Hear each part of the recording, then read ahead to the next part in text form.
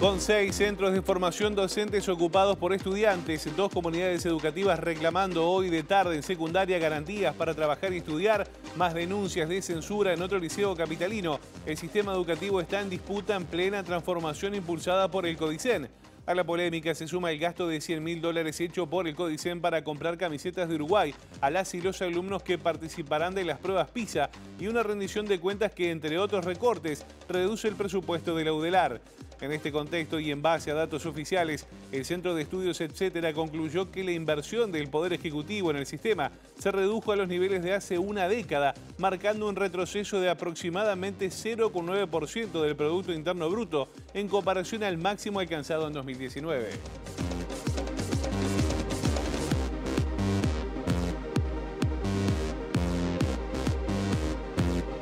¿Qué tal? Buen mediodía para todos. Bienvenidos. Esto es la edición mediodía de MBD Noticias. Mucha información para compartir con ustedes a esta hora, cuando tenemos 16 grados de temperatura. Se prevé que la temperatura justamente alcance en esta jornada los 18, cielo algo nuboso con periodos de nuboso hacia la tarde. Aprovechamos para ver las cámaras del Centro de Gestión de Movilidad. Les mostramos cómo está Montevideo, @IMTránsito, @MBTransporte, todo lo que ocurre en tiempo real con el tránsito en la capital. Allí en el sitio del CGM les contamos que se encuentra cortada la calle Pablo de María entre Rivera y José Enrique Rodó. Esto será hasta las 6 de la tarde por trabajos de OCE. La calle Mariano Sagasta entre Santa Lucía y Pedro Galán estará cortada hasta el viernes 19 de agosto inclusive. Tarde soleada hasta ahora en la capital. Ya les adelantamos algunos temas que vamos a estar desarrollando hasta las 13:30, pero estos son nuestros titulares. Un edil blanco y otro colorado denunciaron al intendente nacionalista de Durazno, Carmelo Vidalín, por abuso de funciones. El subsecretario de Vivienda dijo que fueron censadas 700 familias que viven en asentamientos de Montevideo y que serán relocalizadas. Desde el 5 de septiembre están abiertas las inscripciones para la San Felipe y Santiago 2022, que se correrá el 19 de noviembre por la Rambla Capitalina. Hoy comenzaron formalmente las campañas en Brasil, con Lula encabezando preferencias con 45% de apoyo, seguido por Bolsonaro con el 34%. Vamos a comenzar el desarrollo de la información. Les contamos que nuevos detalles obtenidos por MBD Noticias en el caso del pasaporte entregado al narco Marcet cuando estaba preso en Dubái indican que Paraguay advirtió a nuestro país que no se la entregara. La alerta fue dada por el embajador paraguayo en Qatar a su par uruguayo, que dijo que era muy extraño y llamativo la detención de Marcet con pasaporte falso paraguayo. Ante este aviso, la embajada de nuestro país en Emiratos Árabes Unidos sugirió tomarse más tiempo para otorgar pasaportes, pero desde Montevideo, Cancillería ordenó seguir con el trámite. En la edición central de MBD Noticias estaremos ampliando la información sobre estos hechos que ya determinaron la decisión del Frente Amplio de interpelar a los ministros de Relaciones Exteriores Francisco Bustillo y del Interior Luis Alberto Heber. Cambiamos de asunto. El Centro de Estudios Etcétera publicó el informe Estimación del Gasto Público en Educación como porcentaje del PBI 2021-2022, que muestra una caída de casi 1 punto entre 2019 y 2022. El gasto público en educación tuvo una evolución creciente, casi ininterrumpida desde 2004 hasta 2019, pasando de 3,2% a 5,3% del Producto Bruto Interno, pero en 2020 se redujo hasta 4,9% del PBI. El análisis fue hecho en base a los informes oficiales que publica el Ministerio de Educación y Cultura, principalmente el panorama del gasto público, pero también de datos del Ministerio de Economía y el Instituto Nacional de Estadística.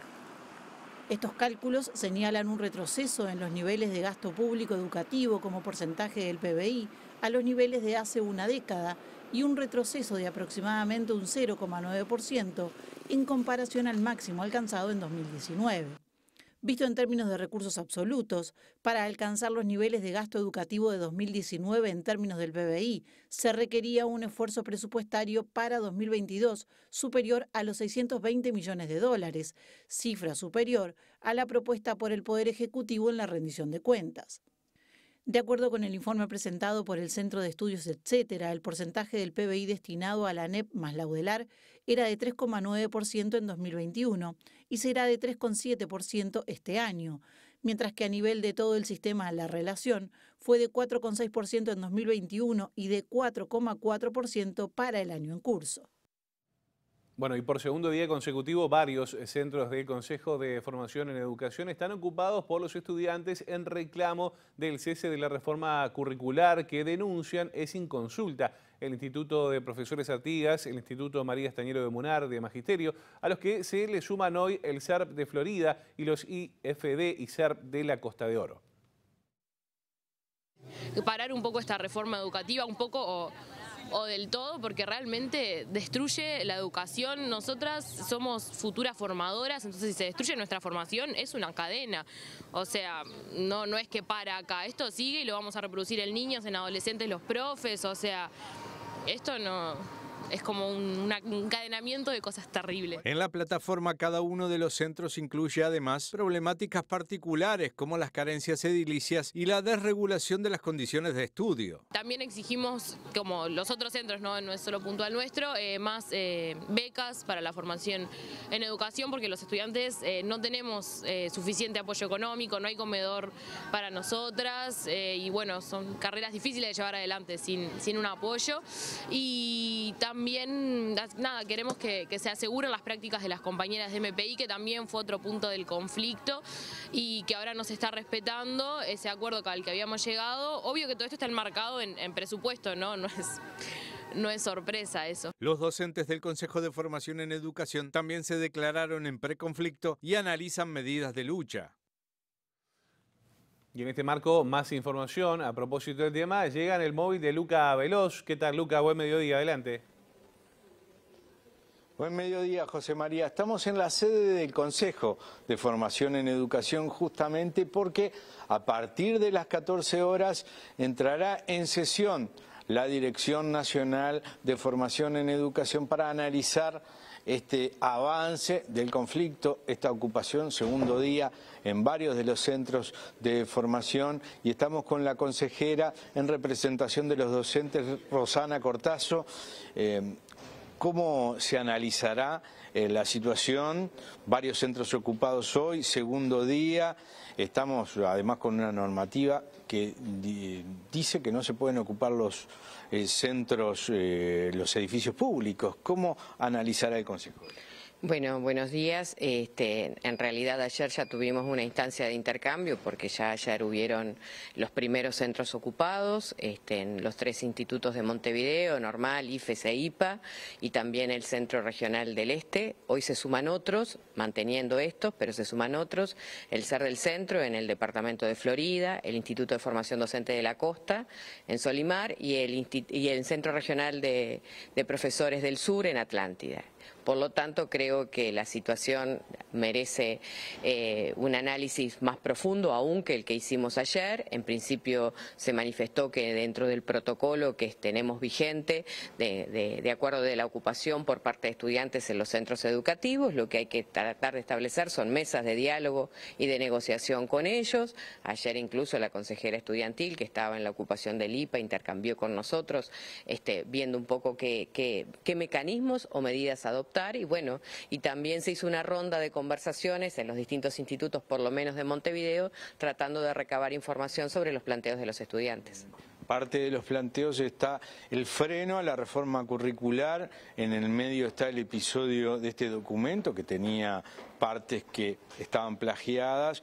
Los estudiantes hablaron de un planteo que hizo la consejera estudiantil y también usted en el Consejo. ¿Qué se avanzó sobre eso? Bueno, uno de los puntos comunes de todas las ocupaciones que plantean los estudiantes en los distintos institutos que hoy están en esa condición es el tema de la transformación curricular.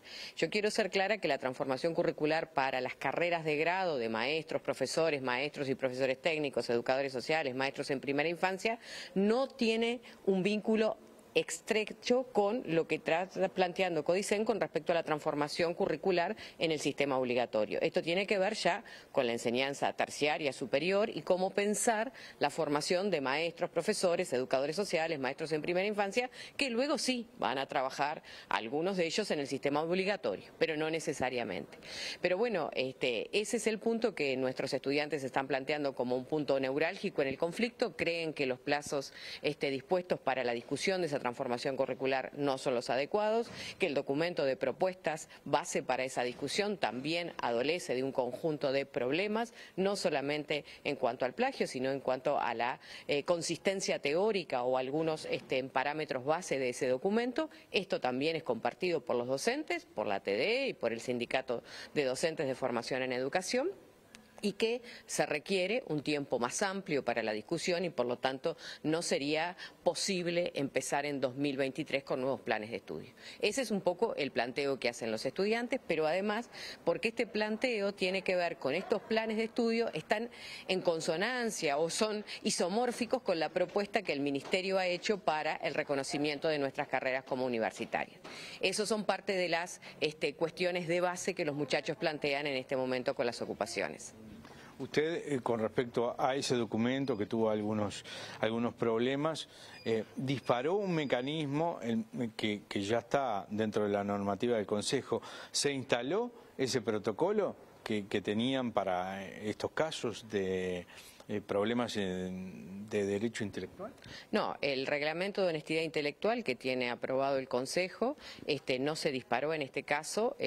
Bueno, hubo algunos argumentos esgrimidos por la asesoría jurídica del Consejo, la asesoría letrada del Consejo, que la mayoría de los integrantes del Consejo tomó como válidas, que no era una producción académica, señalaba, porque no era un documento final y que no había de algún modo algún perjuicio por tener este documento sobre la mesa y que bueno, que no era concebido como plagio. Este informe, que en realidad nosotros lo objetamos porque bueno, en realidad la entidad de lo que no estaba citado puede ser considerado por unos mayor o menor importancia, pero lo que sí correspondería es que nosotros pudiéramos haber tomado la distancia suficiente para hacer las adecuaciones que correspondieran y darnos como ese lugar en donde seamos creíbles para nuestros estudiantes, docentes y para la opinión pública en general. Volviendo al tema del conflicto y las ocupaciones, dentro del Consejo, ¿hay voces que reclaman que se desocupen más y otras acciones, consejera? Bueno, en realidad ayer simplemente había habido una intervención de la policía en el SER del Este, producto de una denuncia que llegó al 911. Para mí es claro, la policía no puede ingresar a los centros educativos si no es una resolución que autoriza por parte del Consejo a entrar. Yo creo que en este momento, a 2 días de ocurrido este conjunto de medidas, por más que los planteos ya tienen un tiempo de ser expresados por parte de los estudiantes y también de los docentes, sobre todo con respecto a la posible transformación curricular, bueno, es un tiempo en donde nosotros tendremos que abrir un espacio de diálogo. Creo que eso es lo que correspondería que hiciéramos. Recuerdo que hace unos meses atrás se ocupó el propio Consejo de Formación en Educación por parte de estudiantes y funcionarios y bueno, ahí se instaló una mesa de diálogo, pero creo que tendríamos que profundizar en algunos aspectos. Algunos de los aspectos edilicios o de infraestructura que los estudiantes plantean, yo creo que son atendibles y también tienen que ver como consecuencia de la no inversión en estos 2 años de pandemia, el volver a las instituciones, nos hemos encontrado con una serie de problemas y que hoy no han sido atendidos de manera amplia. Bueno, todo no se puede resolver y a la vez, pero sí tenemos que tener un plan donde lo acordemos con los estudiantes en relación a algunos asuntos de ese tipo. El magisterio se denuncia que no se cumplieron con algunos compromisos de prácticas docentes. Sí, el tema de la práctica en maestro en primera infancia, si bien se resolvió en el primer semestre, ahora en el segundo semestre para las estudiantes de segundo año volvieron a aparecer una serie de conflictos, había una serie de jardines de la Dirección General de Educación Inicial inicial y primaria que estaban definidos para hacer esas prácticas, que finalmente no fueron aceptados por parte de maestras o maestros de esas instituciones, y bueno, y nuevamente hay un conjunto de estudiantes que todavía tienen incertidumbre de ver dónde van a hacer las prácticas. Muchísimas gracias a la consejera Rosana Cortazo. Entonces, representantes de los docentes en el Consejo de Formación en Educación, esperaremos que a partir de las 14 horas se dé esta sesión y a ver cómo avanza en esta situación de las ocupaciones que se están prolongando en los centros de formación en educación. Perfecto, Luca, muchas gracias. Vamos a estar atentos a ese y otros asuntos y lo vamos a volcar a nuestra edición central de las 19 horas. Y les contamos ahora que ANEP destinó 3.897.375 pesos, casi $100.000, para la compra de 7.500 camisetas oficiales de la UF para regalar a los estudiantes que participan de las pruebas PISA 2022. Por medio de un convenio de cooperación entre la Asociación Uruguaya de Fútbol y la Administración Nacional de Educación Pública, firmado el 12 de julio, la ANEP adquirió 7.500 camisetas a un costo de 547 pesos cada una. En la compra, la AUF colaboró aportando un 5% del valor total, por lo que ANEP pagó 3.897.375 pesos. Cuando el viernes 12 se realizó la presentación oficial de las pruebas, el presidente del CODICEN, Robert Silva, publicó en su cuenta de Twitter el afiche con la camiseta de Uruguay bajo el eslogan "Ponete la celeste". Esta publicación desató un debate entre el integrante de la Comisión Directiva de la Institución Nacional de Evaluación Educativa, Pablo Caggiani, y la senadora del Partido Nacional, Graciela Bianchi. Caggiani publicó: el peor uso de la evaluación en educación. Hasta ahora nadie se había animado a tanto en Uruguay. Gurises, hagan la prueba tranquilos, no hay copa ni nada. Brinda información para saber por dónde hay que mejorar. El mundo adulto poniendo sus prioridades sobre los gurises. La senadora Bianchi le salió al cruce y escribió: me parece que está olvidando su cargo público, nada menos que el Instituto de Evaluación Educativa. Este prejuzgamiento no lo hace confiable para integrar una institución que debe evaluar el sistema educativo. Lo plantearé en los ámbitos correspondientes, cerró Bianchi. A todo esto, las autoridades de la educación defienden el afiche, el eslogan y la compra de camisetas como una forma de motivar a los estudiantes para que participen de la prueba. El presidente del Instituto Nacional de Evaluación Educativa destacó la importancia de estos exámenes. Para el país es muy importante porque da la posibilidad de mirar al sistema educativo uruguayo en un periodo de tiempo, en una serie de tiempo en su historia, y porque da la posibilidad también de mirar esa serie en relación a la evolución que han tenido otros. Y Uruguay sigue estando muy bien en términos regionales, en los promedios, pero no avanzando como están avanzando otros que estaban tan bien. El sistema educativo uruguayo es víctima de sus éxitos ancestrales, digamos, de sus viejos éxitos. Es un sistema que funcionó muy bien, muy tempranamente, y como funcionó muy bien y es muy valorado, costó mucho cambiar. Incluso costó mucho que percibiéramos que tiene problemas importantes. Capaz que el Uruguay mejora algo en términos relativos, porque a otros la pandemia los ha golpeado más. Esa podría ser una hipótesis. Eso lo vamos a estar viendo alrededor de un año después de aplicado, en el segundo semestre del año 2023. Vamos a dejar de lado brevemente los temas estudiantiles y nos vamos al Palacio Legislativo, porque allí está otro de los móviles de MBD Noticias, aunque el tema de educación también está allí en lo que tiene que ver con la rendición de cuentas. Mauricio Pérez, ¿qué tal? Buen mediodía, bienvenido.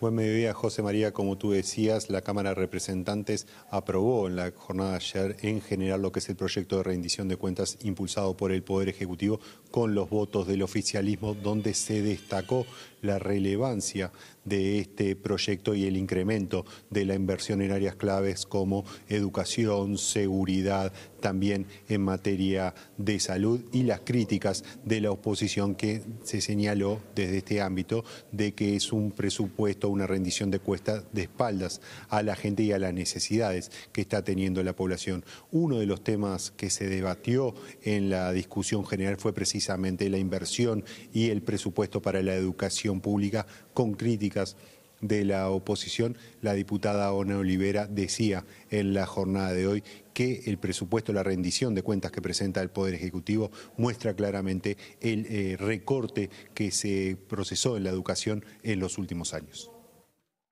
Si me fijo en lo que ANEP pidió en su propuesta, porque ANEP puede hacer una propuesta independientemente de del Poder Ejecutivo, bueno, es mucho menos lo que el Poder Ejecutivo le da a ANEP que lo que ANEP pidió. Eso es lo primero de todo. Lo segundo, es muchísimo menos que los 137 millones de dólares que ANEP perdió en estos 2 años y que de alguna manera es cierto lo que plantea el gobierno. Lo que pasa es que ahí está el tema de los salarios, pero eso era dinero que estaba presupuestado, ¿verdad? Es decir, entonces, en realidad el no ejecutar ese dinero en salarios significó, para que se me entienda, significó para una maestra de grado 1 que hace 20 horas perder hasta junio de este año 2.200 pesos cada mes, para que se entienda qué fue lo que perdió por no haber ajustado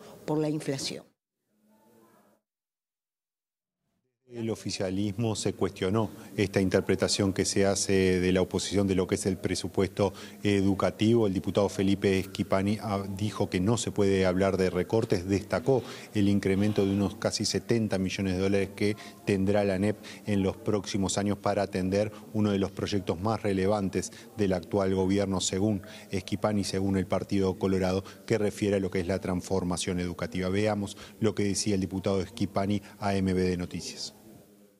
Son fondos suficientes, hay 30 millones de dólares previstos para el 2023, 40 millones de dólares previstos para el 2024 y hay 22 millones de dólares que el Ministerio de Economía y la ANEP concertaron que se puedan destinar por fuera de la rendición de cuentas con recursos no ejecutados en este año 2022. De modo que la ANEP va a tener para el próximo año más de 50 millones de dólares para poder financiar todos los rubros de la transformación educativa, que es el proceso de cambio más importante que tiene que encarar el gobierno y que refiere al cambio en la currícula, de los planes, de los programas, del qué se enseña, para qué se enseña, de la equidad a través de los centros María Espínola, justamente para revertir esa fenomenal desigualdad en zonas de contexto crítico, en donde solo 18 de cada 100 jóvenes terminan el liceo.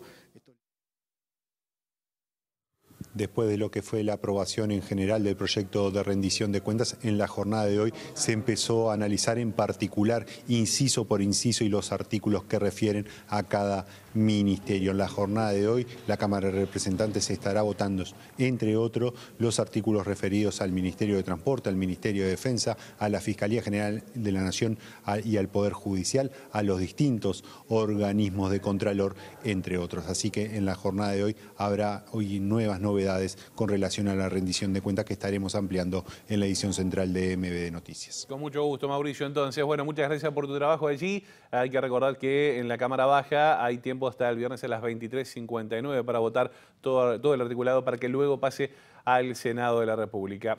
Docentes y estudiantes del Liceo Miranda denunciaron la censura previa al Día de los Mártires Estudiantiles. Por orden de la inspección, la dirección del centro educativo retiró todas las alusiones a la movilización del pasado 14 de agosto.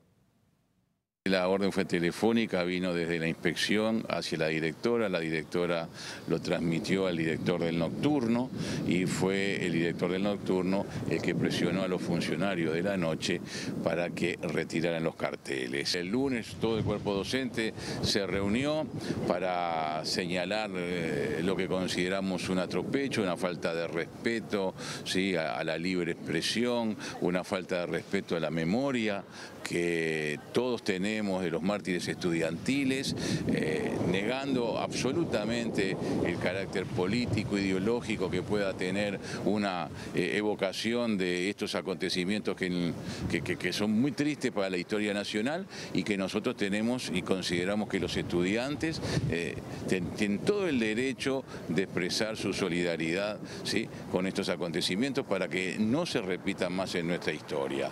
Nosotros estamos esperando tener una conversación en primer primer lugar con la inspectora del Instituto Ciliceo que dio la orden. En este momento sabemos que fueron convocadas a su escritorio la directora y la subdirectora para dar explicaciones. Acaban de irse hace un ratito y nosotros estamos aquí hoy acompañando a los estudiantes que decidieron hacer una jornada de paro activo.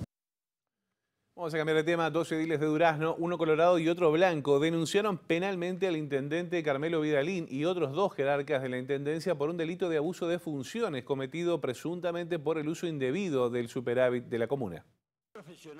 La denuncia del edil colorado Edgardo Lerena y del nacionalista Gabriel Díaz Landoni refiere a una eventual violación del artículo 302 de la Constitución de la República referido al uso de fondos públicos. En junio, la Intendencia de Durazno informó que en 2016 gastó supuestamente en obras 174 millones de pesos correspondientes al superávit registrado en el periodo anterior.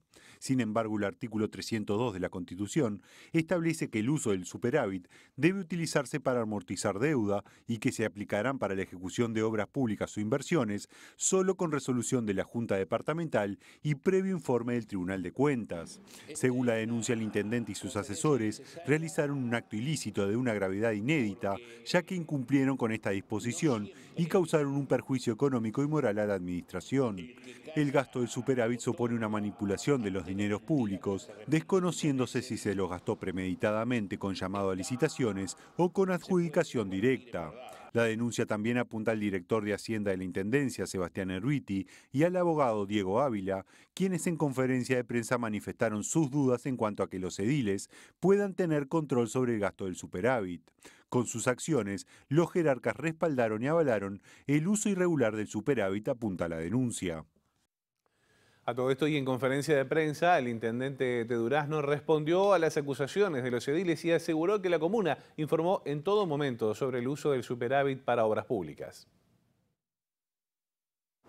En tantos años, la Junta Departamental, la Comisión de Hacienda que integraban en aquel momento el señor Lerena, el señor Díaz Landoni, la señora Libertad Pintos, la señora Adriana Ávila, el señor Barité y la señora Burgues, nunca se dieron cuenta de esta situación. Nosotros tenemos las notificaciones a cada uno de ellos en los cuales se toma conocimiento de la presentación de lo que en qué íbamos a utilizar el superávit. En todo este tiempo, ese órgano de contralor que es el Tribunal de Cuentas nunca nos tiró las orejas, nunca nos llamó la atención. La honorable Junta y los señores ediles nunca leyeron el presupuesto o la rendición de cuentas. Son preguntas que yo me hago. Momento de hacer una breve pausa en MBD Noticias. Ya seguimos.